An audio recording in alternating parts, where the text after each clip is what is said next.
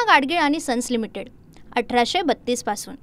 नमस्कार, मी Shruti Rahul 8 PM special report मध्ये आपलं स्वागत करते।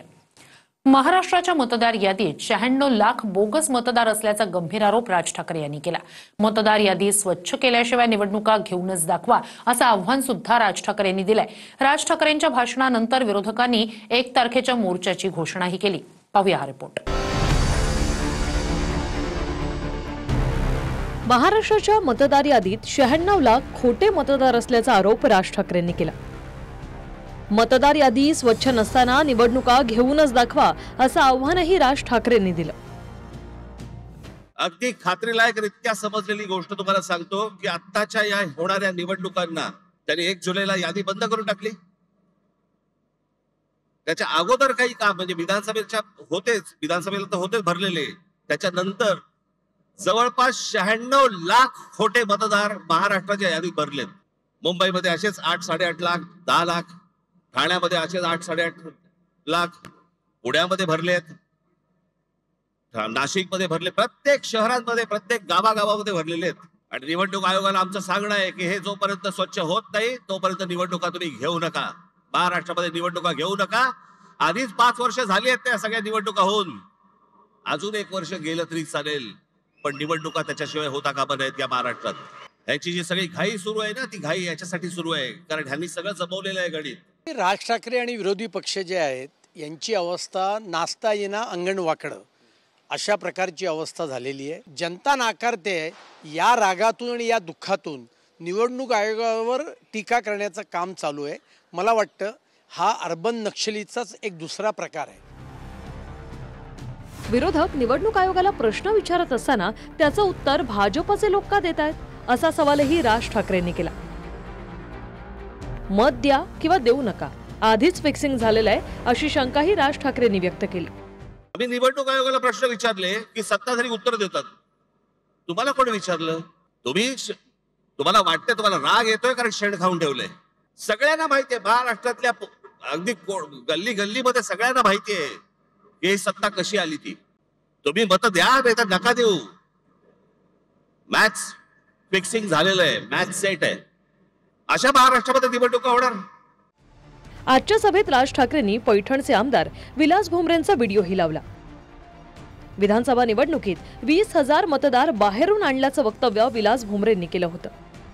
हे वक्तव्य राज ठाकरेंनी भर सभेत दाखवत शिंदेंनाही टोला लगावला। पैठणचे आमदार आहेत भुमरे म्हणून, त्या दिवशी त्यांनी भाषण केलं, त्या भाषणामध्ये त्यांनी सांगितलं, मग शिंदेनी त्याला काहीतरी डोळा मारला का काहीतरी केलं की दाढीवरनं हात फिरवला, मग लगेच तो बोलला नाही जे बाहेर गेले होते स्थलांतरित होते त्यांना मी आणलं। बघा तुम्ही तुमचंच बघा। विधानसभेच्या निवडणुकीमध्ये जवळपास 20,000 मतदान हे निवडणुकी टायमावर मी बाहेरून साहेब 20,000 मतदान आणलं आणि त्या निवडणुकीत मला त्या मतदानाचा 100% फायदा आला, कारण की आपण मतदान यादीवरती काम केलं पाहिजे। शिंदे साहेब नेहमी कुठल्या मार्गदर्शन करत असताना सांगतात का आपण मतदान यादीवरती त्या ठिकाणी काम केलं पाहिजे आणि येणाऱ्या निवडणुकीत आपण कार्यकर्त्यांनी एकजुटीनं काम केलं पाहिजे। आपण 10 जण इच्छुक असू, 10 जणांना तिकीट मिळणार नाही, सर्वजण त्या पदाचे उमेदवाराचे कॅपेबल असतात, बाहेर होतो त्यांना।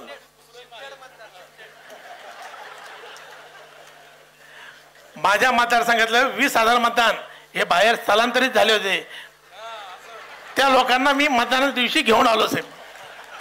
माझ्या मतदारसंघातील अनेक लोक हे नोकरीनिमित्त कामानिमित्त बाहेर स्थलांतरित झाले, पण मी 20,000 लोकांना जवळपास केला। त्या ठिकाणी त्यांना विनंती केली की आपण विधानसभेच्या निवडणुकीला मतदानाला आपला येऊन हक्क बजावावा। राजसाहेब ठाकरे असतील, अनेक महाविकास आघाडीचे नेते असतील, यांनी धरजमा करून त्या भाषणाचा दुरुपयोग त्या ठिकाणी करतात। काही सत्ताधारी आमदारांनीही मतदार यादीत घोळ असल्याचा आरोप केला होता। त्या सतीश चव्हाण, संजय गायकवाड आणि मंदा म्हात्रे यांचे व्हिडिओ राज ठाकरेंनी भर सभेत दाखवले। निवडणूक आयोगामध्ये घोळ आहे, निवडणूक आयोगाच्या यादीमध्ये घोळ आहे, हे बोलणारे कोण आहेत? आता आम्ही तर आहोत। मी अजून 3 व्हिडिओ आणले। एक आहे सतीश चव्हाण, अजित पवार गट, दुसरे आहेत संजय गायकवाड, एकनाथ शिंदे गट, आणि तिसरे आहेत मंदा म्हात्रे, हे भाजपचे आहेत। हे तिघेही आमदार आहेत तिघेही आमदार आहेत, हे तिघेही काय बोलतात ते ऐका. जिल्हा परिषद गटामध्ये मायन्यूट डिटेल जर का काढले तर 3600 मतदार दुबार, तिबार आणि बोगस असे नावं त्याच्यामध्ये आहेत. गंगापूर तालुक्यामध्ये असे किती मतदार आहेत? असे 36,000 मतदार आहेत. पूर्ण रांजणगावचं तेव्हा आमच्या कार्यकर्त्यांनी आमच्या नजरेस आणून दिलं. गेले 15-20 वर्ष जवळजवळ मी सातत्याने ही दुबार नावं असतील किंवा बोगस नावं असतील यासाठी मी कलेक्टर असतील, निवडणूक अधिकारी असतील यांच्याकडे प्रयत्न करत होती, पण ती काही काढता आली नाही आणि निवडणूक अधिकारी काही लक्ष देत नाही. आम्ही सगळे त्याच मताचे आहोत की दुबार नावं, बोगस नावं ही निघाली पाहिजे. की बुलढाणा शहरामध्ये 4000 नावं अशी आहेत की जी डबल आहेत किंवा ती तर डिलीट झाली पाहिजे. मग तुम्ही निवडणूक आयोगात कोणाचं नाव, मुक्तीचं नाव काढत पण नाही, नवीन टाकू पण देत नाही. मग ज्यांना मतदानाचा अधिकार जे वयाच्या 18व्या वर्षात आले त्यांचा अधिकार तुम्ही हिणवून घेत नाही का? मुंबई आणि ठाण्यातल्या जमिनी उद्योगपतींच्या घशात घालण्यासाठी मतदार यादीत घोळ घातला जात असल्याचा गंभीर आरोप राज ठाकरेंनी केलाय. भारतीय जनता पक्षाला जे मतदान करणारे जे लोक आहेत ना, मराठी सगळे लोक, मला त्यांनाही सांगायचं आहे, हा अदानी अंबानीचा, ह्या सर्व लोकांचा ज्यावेळेला गुजरातचा वरवंटा ज्यावेळेला महाराष्ट्रावरती फिरेल ना, त्यावेळेला ते तुम्हाला बघणार नाहीये, तुम्हाला पण त्या वरवंट्याखाली मराठी म्हणूनच घेणार. आता तिकडे ठाण्यामधली एक जागा आहे, संजय गांधी राष्ट्रीय उद्यान, नॅशनल पार्क, या नॅशनल पार्क मधली एक जागा बघितली. तिकडे आता जंगल तोडणार, त्याच्यामध्ये तिकडचे सगळे आता आदिवासी सगळे जे लोक आहेत त्यांना हटवणार, तिकडे जंगल तोड करणार आणि पॉवर प्रोजेक्ट टाकणार. आणि आमच्याकडे कुंपणच शेत खात आहे. आमचीच मराठी माणसं यांना जमिनी मिळवून देत आहेत. निवडणूक आयोगाच्या कारभाराविरोधात सर्व विरोधी पक्ष येत्या 1 नोव्हेंबरला मुंबईत मोर्चा काढणार आहेत. या मोर्चात उद्धव ठाकरे, शरद पवार, राज ठाकरेंसह काँग्रेसचे नेतेही उपस्थित राहणार आहेत. 1 नोव्हेंबर शनिवार निवडणूक आयोगाच्या या मनमानी आणि भ्रष्ट कारभाराविरुद्ध मुंबईत सर्व पक्षीय विराट मोर्चा निघेल. महाराष्ट्राच्या जिल्ह्यातून, गावागावातून मतदानाचा अधिकार गमावलेले लाखो लोक इथे येतील आणि मतदारांची ताकद जी आहे ही देशाच्या पंतप्रधानांना, गृहमंत्र्यांना, निवडणूक आयोगांना दाखवली जाईल. भावनिक वातावरण करून काही एखादं वातावरण तयार करता येतंय का?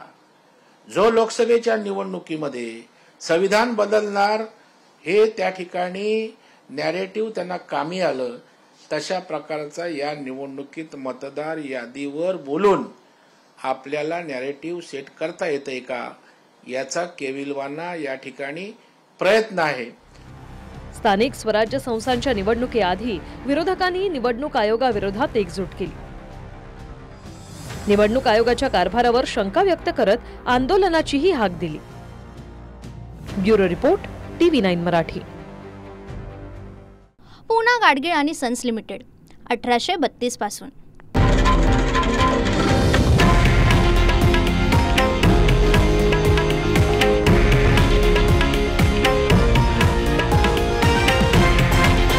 हे आहे देशातील नंबर 1 न्यूज नेटवर्क आणि आपण पाहत आहात TV9 मराठी, एकमेव.